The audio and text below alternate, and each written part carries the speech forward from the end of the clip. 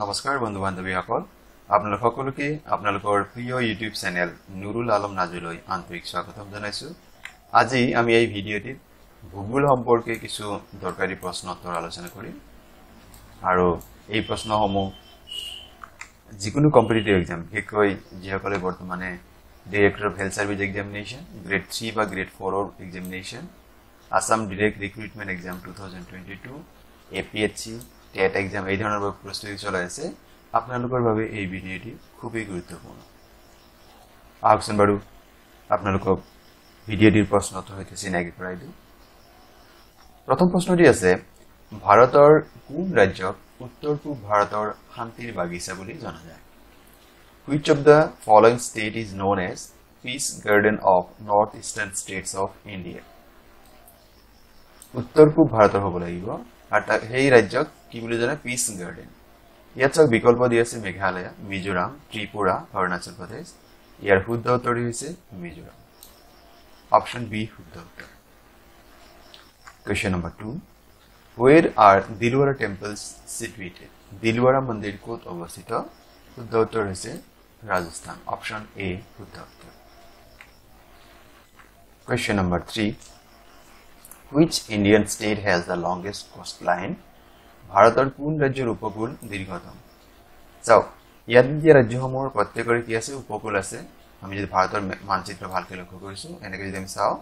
এই ৰাজ্যসমূহ কি হয় উপকূল সাগৰৰ পাৰৰ যিবিলাক ৰাজ্য হয় এতিয়া ক'ব লাগে যে কোন ৰাজ্যত এই উপকূলৰ যেটো সীমা আটাইতকৈ বেছি আৰু ইয়াৰ শুদ্ধ উত্তৰ হৈছে গুজৰাট আৰু গুজৰাটত অকলে 1214.7 কিলোমিটাৰ কি উপকূল আছে কোস্ট আছে 1214.7 কিলোমিটাৰ পৰৱৰ্তী প্ৰশ্ন কোনটো খালে আটলান্টিক মহাসাগৰ আৰু প্ৰশান্ত মহাসাগৰক সংযোগ কৰিছে which canal connects Atlantic Ocean and Pacific Ocean আৰু ইয়াতে বিকল্পসমূহ TL canal English channel Panama canal and Suez canal শুদ্ধ উত্তৰ হৈছে পানামা ক্যানেল পানামা যেটো ক্যানেল আছে পানামা খালে আটলান্টিক মহাসাগৰ আৰু প্ৰশান্ত মহাসাগৰক সংযোগ কৰিছে কোয়েশ্চন নম্বৰ 5 গোবি মৰুভূমি কোন মহাদেশত অৱস্থিত Gobi desert is situated in which continent ইয়াত বিকল্পসমূহ দি আছে ইউৰোপ এছিয়া আফ্ৰিকা অষ্ট্ৰেলিয়া শুদ্ধ উত্তৰ হৈছে ইউৰোপ কন্টিনেন্ট ইউৰোপ মহাদেশত এই গোবি মৰুভূমি আছে পৰৱৰ্তী প্ৰশ্ন তলত উল্লেখ কৰা কোনটো ৰাষ্ট্ৰীয় উদ্যান হিমাচল প্ৰদেশৰ অন্তৰ্গত নহয় ইয়াত চাৰিটা ৰাষ্ট্ৰীয় উদ্যানৰ নাম দি আছে তাৰ তিনিটা হিমাচল প্ৰদেশৰ অন্তৰ্গত হয় এটা ক'ব লাগে which of the following national parks is not located in Himachal Pradesh pin valley national park এইটো হিমাচল প্ৰদেশৰ হয় তাৰ পিছত দি আছে গ্ৰেট হিমালয়ান নেশনাল পাৰ্ক ইও হিমাচল প্ৰদেশত আছে এইচপি মই লিখি দিছো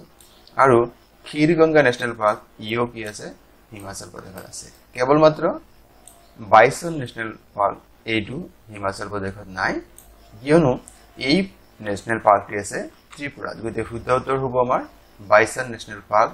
is not located in Rajasthan it is located in or it is situated in Tripura question number 7 বিশ্বৰ ভিতৰত পৰিষ্কাৰ বিশ্বৰ বৃহত্তম পৰিষ্কাৰ পানীৰ হ্ৰদ কোনটো এটা লাৰ্জেষ্ট অফ দা দিয়া আছে গতিকে বিশ্বৰ বৃহত্তম পৰিষ্কাৰ পানীৰ হ্ৰদ কোনটো ইয়াৰ শুদ্ধ উত্তৰ হৈছে লেক সুপিৰিয়ৰ অপশন বি শুদ্ধ উত্তৰ আৰু এই lake সুপিৰিয়ৰ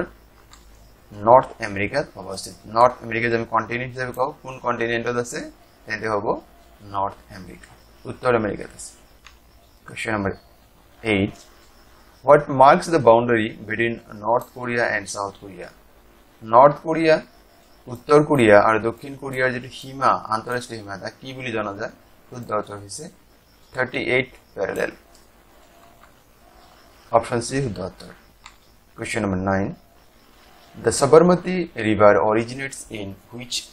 among the following ranges Sabarmati নদী কোন পৰ্বতমালাৰ পৰা উৎপত্তি হৈছে শুদ্ধ উত্তৰ হ'ব the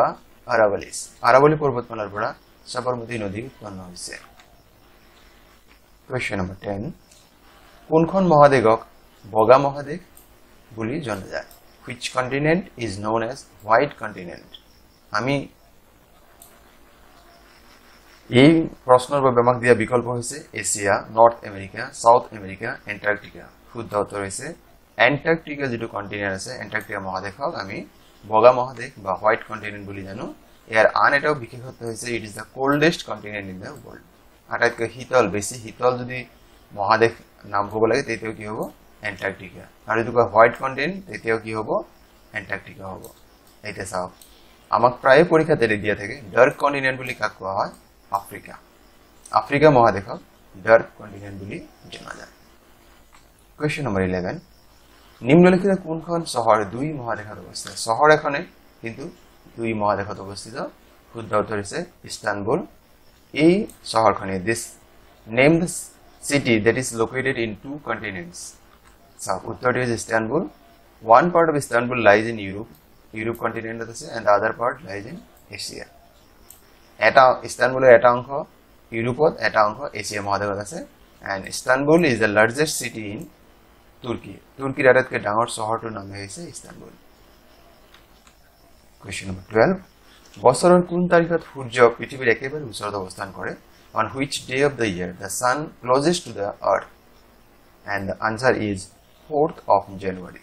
4 জানুৱাৰী তাৰিখে সূৰ্য পৃথিৱীৰ একেবাৰে ওচৰত আহে sun comes closest to the earth on 4th of January every year question number 13 ভাৰতবৰ্ষৰ কোন ঠাইত বংগোপসাগৰ ভাৰত মহাসাগৰ আৰু আৰব মহাসাগৰ লগ লাগিছে শুদ্ধ উত্তৰ হ'ব কন্যাকুমাৰী অপচন সি শুদ্ধ উত্তৰ question number 14 ভাৰতৰ দীৰ্ঘতম ৰাষ্ট্ৰীয় ঘাইপথ কোনটো which is the longest national highway NH of India and the correct answer is National Highway number 44 ৰাষ্ট্ৰীয় ঘাইপথ 44 নম্বৰ ৰাষ্ট্ৰীয় ঘাইপথটো হৈছে ভাৰতৰ দীৰ্ঘতম ঘাইপথ ইয়াৰ দৈৰ্ঘ্য হৈছে 4112 কিলোমিটাৰ আমি কিলোমিটাৰত ক'লে আৰু যদি মাইল কোৱা হয় 2555 মাইল আৰু ই শ্ৰীনগৰৰ পৰা কন্যাকুমাৰীলৈ বিস্তৃত ভাৰতৰ একেবাৰে উত্তৰ প্ৰান্তৰ পৰা একেবাৰে দক্ষিণ প্ৰান্তলৈকে এই ৰাষ্ট্ৰীয় ঘাইপথ বিস্তৃত হৈ আছে question number 15 আফ্ৰিকা মহাদেশৰ সৰ্বমুঠ কিমানখন দেশ আছে how many countries present in Africa and the correct answer is 54 54খন দেশ আফ্ৰিকা মহাদেশত আছে 15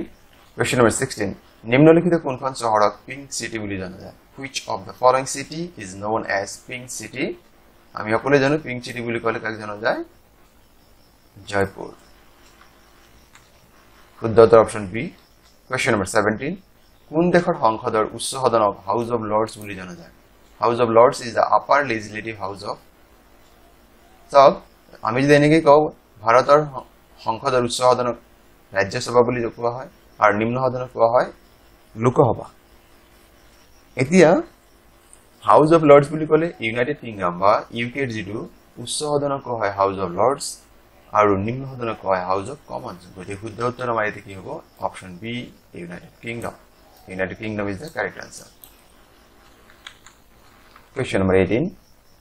সাৰ্কৰ মুখ্য কাৰ্যালয় ক'ত অৱস্থিত where is the headquarters of South Asian Association for Regional Cooperation